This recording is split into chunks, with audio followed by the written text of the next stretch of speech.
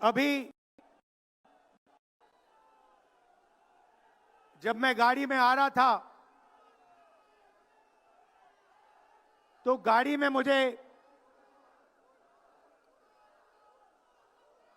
मुझे बताया कि अंडमान निकोबार में मोहन भागवत ने एक बयान दिया। मेरा भाषण का प्लान दूसरा था, मगर जब मैंने उनका बयान सुना तो मैंने अपना पूरा प्लान बदल दिया, भाषण का प्लान। गांधी जी कहते थे कि सत्य सबसे जरूरी चीज है। हमारे धर्म में सत्य को सबसे जरूरी माना जाता है। आपने सुना होगा सत्यम शिवम सुंदरम, सुना है? हमारे धर्म में कहा जाता है सत्यम शिवम सुंदरम। आपने सत्यमेव जयते भी सुना होगा, सुना है? अरे भाई, कांग्रेस के कार्यकर्ता हो, सुना है? अब मोहन भागवत का बयान सुनिए। विश्व सत्य को नहीं, शक्ति को देखता है। जिसके पास शक्ति है उसे माना जाता है।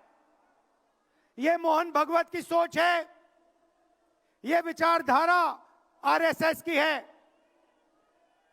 हमारी विचारधारा, हिंदुस्तान की विचारधारा, हिंदू धर्म की विचारधारा, दुनिया के हर धर्म की विचारधारा कहती है कि सत्य सबसे जरूरी है। मोहन भागवत कहता है सत्य का कोई मतलब नहीं है, सत्ता जरूरी है। इस बात की लड़ाई हो रही है हिंदुस्तान में। भाई और बहनों, सत्य और असत्य के बीच में लड़ाई हो रही है। और मैं आपको इस स्टेज से गारंटी देके कहता हूं, आप देखना, हम सत्य को लेकर,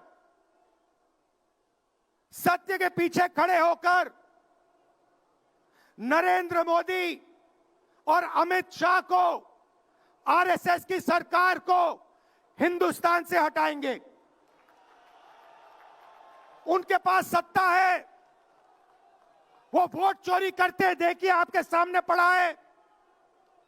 वो वोट चोरी करते हैं। 10,000 रुपए चुनाव के समय, चुनाव हो रहा है, 10,000 रुपए वो देते हैं। उनके इलेक्शन कमिश्नर हैं, जिनके नाम अभी प्रियंका जी ने लिए, मैं भी ले लेता हूं। है ज्ञानेश कुमार, डॉक्टर सुखबीर सिंह सांधू, डॉक्टर विवेक जोशी। याद रखिए, ज्ञानेश कुमार, सुखबीर सिंह सांधू, विवेक जोशी। ये जो सत्य और असत्य की लड़ाई हो रही है, इलेक्शन कमीशन बीजेपी के सरकार के साथ मिलकर काम कर रहा है। और इनको जितनी भी इम्यूनिटी देनी है दे दो। नरेंद्र मोदी जी ने इलेक्शन कमिश्नर्स के लिए कानून बदला, नया कानून लाए, कहा कि इलेक्शन कमिश्नर कुछ भी करे, उन पर एक्शन नहीं लिया जा सकता है, उन पर कार्रवाई नहीं ली जा सकती है। मैं स्टेज से आपको कह रहा हूं, कांग्रेस पार्टी आपको कह रही है, आप मत भूलिए, आप हिंदुस्तान के इलेक्शन कमिश्नर हो, आप नरेंद्र मोदी के इलेक्शन कमिश्नर नहीं हो। और हम आपको साफ कह रहे हैं, ये जो कानून बना है, आपकी रक्षा करने के लिए कानून बना है। इस कानून को हम बदलेंगे, रेट्रोएक्टिवली बदलेंगे और आपके खिलाफ एक्शन लेंगे, क्योंकि हम सच्चाई की लड़ाई लड़ रहे हैं और आप असत्य के साथ खड़े हो। भाइयों और बहनों, हरियाणा से यहां लोग आए हैं, हाथ दिखाइए। ये देखिए, हरियाणा से आए हैं। इनके हाथों से चुनाव चोरी किया गया है। ब्राजील की महिला 22 बार हरियाणा की वोटिंग लिस्ट में दिखाई देती है। एक पोलिंग बूथ में एक महिला 200 बार आती है। बीजेपी के नेता यूपी से आकर हरियाणा में वोट करते हैं। उधर भी उनका वोट है, इधर भी उनका वोट है। लाखों डुप्लीकेट वोटर हैं। मैंने प्रेस कॉन्फ्रेंस किया और ये जो 3 शख्स हैं, ज्ञानेश कुमार, सुखबीर सिंह सांधू, विवेक जोशी, इन्होंने कोई जवाब नहीं दिया। हमने एलिगेशन किया, हमने उनसे सवाल पूछा, आप हमें समझाइए ब्राजील की महिला कैसे वोटर लिस्ट पे, एक महिला 200 बार क्यों आती है, एक घर में 500, 600, 700 वोटर क्यों मिलते हैं, उत्तर प्रदेश से बीजेपी के नेता हरियाणा में वोट क्यों डालते हैं, कोई जवाब नहीं मिला। और पार्लियामेंट हाउस में कुछ ही दिन पहले कांपते हुए, ऐसे हाथ कांप रहे थे, अमित शाह जी उनकी सफाई देते हैं। आपने देखा होगा, देखा, मैंने उनको सीधा चैलेंज किया कि आइए पार्लियामेंट में, आपने मेरी प्रेस कॉन्फ्रेंस की बात की, आइए डिबेट करते हैं, देश को दिखाते हैं सच कौन बोल रहा है। ये आप भूलिए मत, ये देश सच का देश है, सत्य का देश है। आपके पास सत्ता आज है, आप पावर में हैं, इसका कोई मतलब नहीं है। देश की जनता सत्य को समझती है, सत्य के लिए लड़ती है। ये देश सत्य के लिए जान दिया है। आपने देखा अमित शाह को, हाथ देखा अमित शाह का, हाथ देखा कांपते हुए ऐसे देखा। क्यों हाथ क्यों कांप रहा था, मैं बताता हूं। क्योंकि ये बहादुर जब ही हैं जब इनके हाथ में सत्ता है। जैसे ही इनके साथ से सत्ता निकलेगी, आप देखना इनकी बहादुरी कहां जाएगी।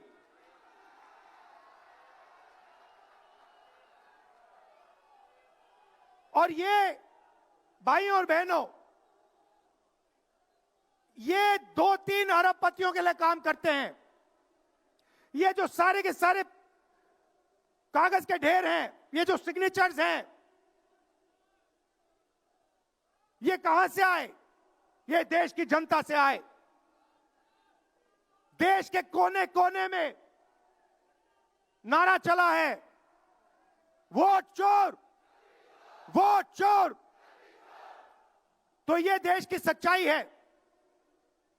ये 6 साल का बच्चा, 90 साल का बुजुर्ग, ये सब जानते हैं कि नरेंद्र मोदी, अमित शाह वोट चोरी करके चुनाव जीतते हैं।